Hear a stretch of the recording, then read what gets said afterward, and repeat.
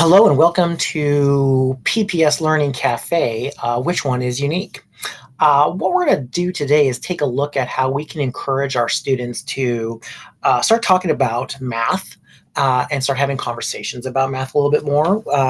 For the longest time, myself having grown up in the one of the generations that simply was given a lot of mathematical skill and drill and just do the problems. There wasn't a lot of conversation wrapped around math. It just wasn't a part of that content. But now that we're starting to see some shifts within how we teach mathematics, a big part of it is understanding why we're seeing what we're seeing or doing what we're doing, making mistakes, but also having conversations about what it is we see and to recognize patterns and how we're recognizing these patterns. And it's just a really great opportunity for us to shift away from the way that things were done and start to look at the way that things could be done. And one of those is to simply start up with a exercise like this or an activity like this. Which one is unique? Now, this is something that I believe can be done at any grade level. You just would decide exactly what are the conversations you're going to be driving, how they're related to what part of the scope and sequence in your math curriculum you are, and then also like how you develop this into a part of your class and to look at and then think about as we move forward. Real quick introduction, my name is Ryan Hoxie, and I am a Learning Technologies Integration TOSA with the Learning Technologies team in Otis. You can contact me through email or you can follow me on Twitter. I try to keep what I'm up to on my Twitter feed so you can get some very quick professional development or just see what I'm up to throughout Portland Public there. I try to make these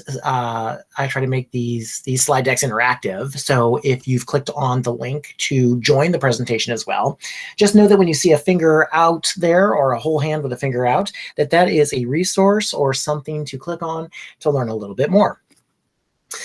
And before we get too far down our pathway, I just want to mention that some of the work that we're looking at here is work that we've now been engaging in this last year and a half, as we have been in comprehensive distance learning, hybrid learning.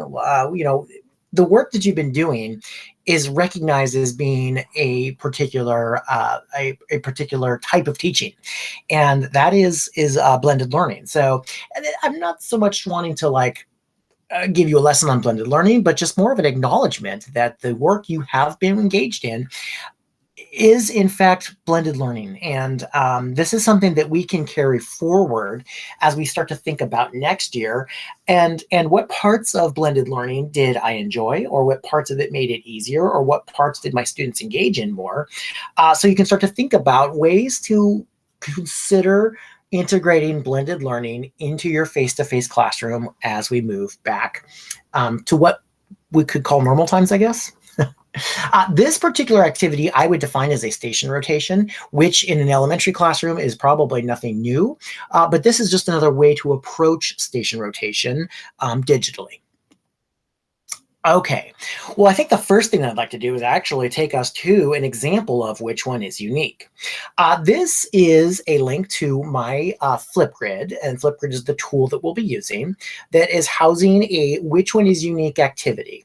Now, the which one is unique activity is something that you can think about in a couple different ways. Is this something that I'd like my students to engage in digitally? Is it something I'd like to engage in face-to-face? I'm going with the digital approach, but you can certainly think about this activity and how you might approach it as a face-to-face activity or somewhere in between. Completely up to you. With a focus on this year, when we have some of our students at home and some of our students in person with us, you could also consider this a bridge between those two different groups of kids. Which one is unique, as we are perhaps already overburdened with our limited time with students right now. You may not want to add this to your already existing class. You may consider adding this as a Wednesday optional activity or a Wednesday highly optional activity where you can assign it out to all of your students. And it would be a good place for students at home and in person to connect and to have another place where that community can be built upon. Your classroom community can be built on. All right, so I'm going to go ahead and click on this particular which one is unique. And as always, when you click on a Flipgrid, it's going to ask you to join, and we'll kind of go over that real quick as we start to build our own which one is unique. As long as a student or as long as a teacher is logged in with their Chromebook, it should be just an easy path to navigate and to access these resources. So I'm going to go ahead and just follow the path by clicking on my PPS account. And there we go. This is it. So what we've got here is a prompt, and it's simply asking which one is unique. Now, considering how you want to approach this or begin this with your kids, I would probably try to do this face-to-face with them or face-to-camera with them. You're also welcome to add instructions that are just beyond text. You could also add instructions with a video so kids really understand what they're saying. But basically, what we have here is a math situation where we've got 4 different options, 4 different quadrants in the square. And I'm simply asking which one of these is unique, but then also why. So just reading verbatim, which one is unique? Tell me which square is unique and why. Make your claim based off of what you see from each square. Use your math vocabulary to help explain why you think your square is unique. Please make sure you tell me which square you were talking about. In parentheses, I think that the green square is unique because. So we're just asking students to make a claim and to decide which one of these particular problems is unique. And there is no right and there is no wrong answer because we all tend to gravitate to different things. Personally, I would probably look over at the upper right-hand blue quadrant of 8 plus 8. We've got 8 stars on each side there for a total of 16. I would say that this is unique because 1, this is an addition problem. This is where we're just adding 8 plus 8. I think this is unique because it's got yellow stars. I think this is unique because it's got a blue background. So really what we're just trying to encourage is students to think about everything that they're seeing and to put that together to give us a good description of why they believe that it's unique, but then to also make it founded within the principles that we're trying to be teaching them. And really just giving them the practice to talk about the math. Student talk is something that is going to be very important as we move forward next year, because we've had a year where they've been connected but not really connected. So this is just a good way to help encourage academic conversation grounded within math here. Well, within the Flipgrid component of it, what we're going to do is we're going to ask them to record that. And we would go ahead and just have them click the big red button, that's the camera, and that's where they're going to go ahead and share their response. And then as those responses begin to fill into this Flipgrid, that's a way for students to then click on what their friends think, click on what their classmates think, and to listen to the different perspectives and to the different conversations that maybe they didn't consider originally, but now they can see. Because every single one of us has our own unique perspective. Each Flipgrid submission is going to be unique in its own way, but there would definitely be some commonality, some overlap as far as what makes each one unique. So that's the basic idea of what it is we're doing and why we would be creating these. Moving back to the slide deck, and I'll use the slide deck from here on out more as just a resource, kind of keep us on point here, keep me on point here. So what exactly do we need to put this all together? Well, the very first thing is you need to go ahead and start with a prompt. And on slide number, I think this is 4 here, excuse me, we've got several different outside resources that we can use. The original title of this session was "Which One Doesn't Belong?" But in some conversations with the Portland Public Math TOSAs, we talked about how "Which One Doesn't Belong" is a great resource, but there's also that connotation of exclusivity within the name "Which One Doesn't Belong." So with just a little change, we have changed it to "Which One is Unique." But the idea is you can go to this website and grab some really great conversation sets. Over on the right-hand side, you'll see that we've got other resources to go to. Imposter sets, fraction talks, would you rather. Would you rather is a really great one as well. Or quite frankly, you're the one who knows your curriculum and content best. You know where you are and what your students should be talking about. You can make any of these prompts up on your own with a piece of paper, and that would be just fine. I'm just going to very quickly visit which one doesn't belong as just as an example of how we would go ahead and continue to create these opportunities. And we've got lots of them to choose from. My personal favorite are the shapes. I just think there's a lot of opportunity for conversation to occur as we look at shapes. Plus, it's directly tied to geometry. I'm going to go ahead and I think I'll just grab this example, first one here, shape number 1. And what we want to do when we found a shape, or sorry, when we found some sort of an image that we could use for which one is unique, we're going to take a screenshot of that. And a screenshot on a Mac is different than a screenshot on a Pixelbook or a Chromebook. I'm going to go ahead and use the Pixelbook I'm presenting from right now, and to take a certain screenshot of an area, I'm going to push Shift Control Screen or Screen. It's the one with the little square with 2 lines on the right. And that lets you lets you decide what part of the screen you like to capture. I'm just going to go ahead and take my little crosshairs, go ahead and just grab this shape and click. I always go ahead and grab copy to the clipboard, but chances are I'll have to upload as I jump into Flipgrid as we move forward with this process. Okay, so finding a prompt. And in fact, the next slide is kind of breaking down our screenshot options. We've got a Chromebook screenshot key commands. We have Mac key commands. And then at the bottom there's also some Chrome extensions if you'd like to explore some of the great extensions out there that make taking screenshots in Google's Chrome a whole lot easier. Okay, so you have found your which one is unique, and you've taken a screenshot, or you've made your own. Maybe even just use the camera to take a picture of a piece of paper with 4 different options there. We're going to go ahead and jump into Flipgrid, and we're gonna start to create this activity for our students. I'm just going to very quickly go to Flipgrid, and it's going to ask me to log in. So I'll just follow the prompts to get there. Clicking on login, clicking on my PPS account if it asks. I'm going to go Google login. You're also welcome to go through Clever if that's the way you take. Honestly, whichever way you get to Flipgrid is the right way. Okay, here we go. Preparing our Flipgrid experience, and feels like it wants to be there. It's taking its time. Try to cut this out of the video if I have a chance to do that.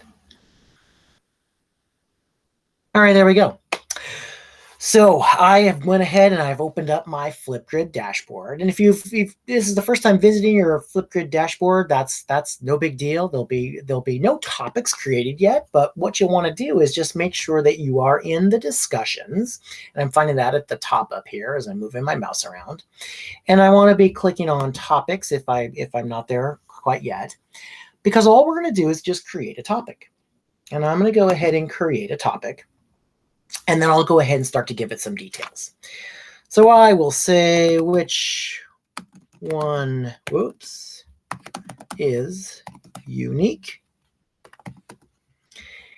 And I do want to put a prompt there. And the prompt, add as much or as little to the prompt that you feel your students need. Obviously, if this is the first time doing it, they're going to need quite a bit of guidance, and you're going to need to scaffold, just the instruction as far as, what to do, what you're asking. And this is why I definitely would hopefully have the chance to do this either face-to-face or camera-to-face the first time. But knowing that kids are resilient, they kind of figure things out as well. And that those high flyers will go ahead and take care of things exactly the way you envisioned it. And then everybody else will kind of catch up too. So if it doesn't go perfectly right the first time, what does? Don't worry about that.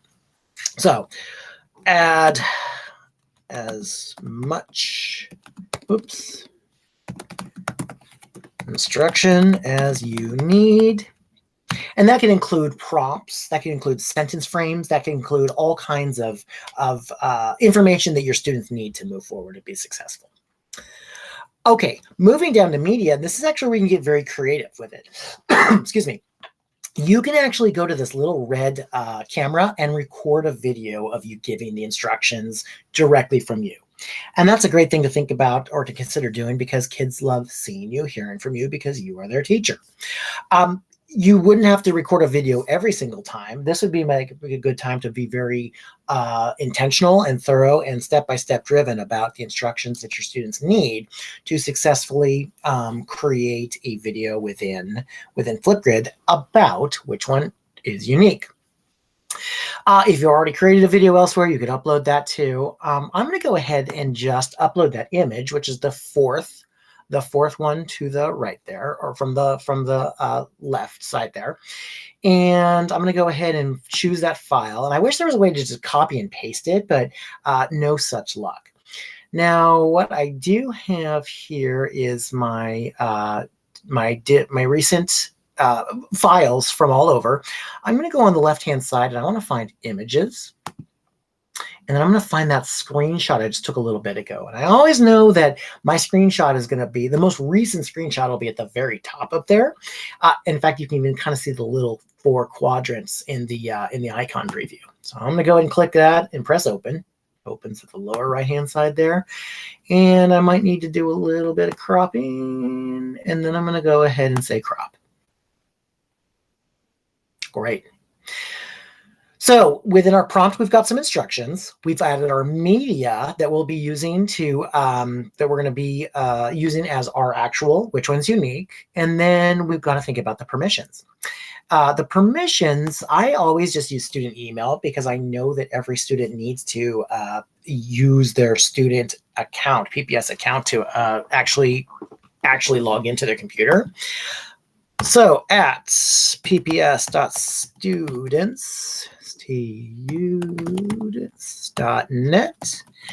and then I always add at pps.net, just in case another instructor or teacher or some educator would like to get in there. I just make it so we can get PPS personnel in, students and staff. And that's it. Now, that makes me feel good, because I know that just random accounts can't get in there and access it. Moving on, the essentials is where I would definitely take a little bit of time. And the essentials within Flipgrid is something that may change over time. So I'm going to go ahead and turn some things off and leave some things on. Topic moderation is something you can toggle on if you would like to preview each video before it goes live to the actual Flipgrid. So that would mean that you can see it. You'll get an email and you'll be able to moderate it, make sure it's good to go, and then tag it as, yes, this is okay to submit. But what that does take away is the Flipgrid will be filled out when you have the chance to fill it out. You know your kids. If you trust your kids and you would like to just go ahead and open that up, I would leave the topic moderation up, so those submissions within Flipgrid are posted immediately, so students can also listen to each other. You might consider creating a timed submission there. If you give kids 10 minutes, 1 or 2 of them will take all 10 minutes there. So maybe a 45-second to 60-second option that would give them enough time to hopefully give you all the information they need as far as which one doesn't belong. I'm actually going to keep it at 90 seconds. I think that that's a good time. On the right-hand side there, comments. When you're ready to trust your kids, you can also open up the ability for them to talk to each other within Flipgrid. They could leave video comments to one another. They could leave text comments to each other, or either or. And you can see right here, they can add video, or a video and text, or none. If you're just kind of getting started and you want to start, kind of closed, I would say keep comments at none for right now. But if you're feeling like your kids are ready and you'd like to really use this as another place to build community, somewhere in between in-person and online, I would go ahead and allow them the video and the text comments. But I would also make sure that you address that as you start to move forward with using Flipgrid, that we've got this open, but that, with this freedom comes responsibility. Those kinds of conversations. We have them all the time. When things are ready, you can go ahead and push create topic, and that is going to go ahead and make your topic available. You can then copy this link where you can then share it out any way that you want to. I'm going to go ahead and press all sets. And now I know that my next which one is unique is ready to go. I'm then going to go ahead and share that with my students in however I'm communicating with them digitally, or whichever digital hub I'm using as my teaching learning resource center for my students. With that, kind of wrapping up here, you could certainly add this to Seesaw if you're using Seesaw daily, or just as a place to push information and resources out to your students. You can email it to your students. That's another way as well. You can, however you're sharing resources with your kids, I would just make this Flipgrid link that you're going to share with them a part of that. And then just kind of wrapping up here, I wanted to actually show you what this idea looks like from a classroom's perspective. There's nothing worse than like doing all this stuff and saying, oh, well, hopefully it looks good in classrooms. Well, this is actually from a third grade teacher that's been doing the Wednesday math challenge using Flipgrid. And actually you can see that the kids here are actually writing these down because that's what the teacher's been doing. She takes a piece of paper, writes down the fractions, takes a picture of it within Flipgrid, and then shares it out with her students. This is an example of something that I didn't even think about, but I would have the students actually do the same thing. Use a whiteboard or a piece of paper to write out each of the four options there, and then talk a little bit about why which one of these is unique. As you can see, the videos on the right-hand side will start to show up and populate within Flipgrid there. As an instructor, as a teacher, you can then go through each one of these videos one at a time, going back and forth. But then you also notice that students can go through these as well, as long as they've been given the ability to post these live or post them right away. They have the ability to go through and listen to their classmates and hear what they think is unique and why. Well, hopefully that was everything that you were looking for. If you're looking for more information, you can go ahead and contact me at rhoxie, RHOXIE, at pps.net. If this was something that you would like to take a copy of and share with your team or your building, please file and make a copy, or just take this slide deck's address and share it out there. But the idea is hopefully you can move forward with some form of which one is unique as you're thinking about your instruction this year within math, as you're thinking about your instruction for next year as well. This is a great warm-up activity if you'd like to start considering doing it daily. It's also a great way to continue to build that community, because there's lots of different ways that we can use strategies like this, especially now that we will be moving forward to a return to school.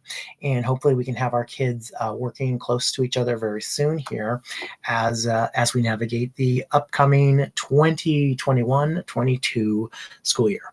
Thanks for taking the time to watch. Please reach out if you have any questions, and I wish you unlimited success with utilizing which one is unique.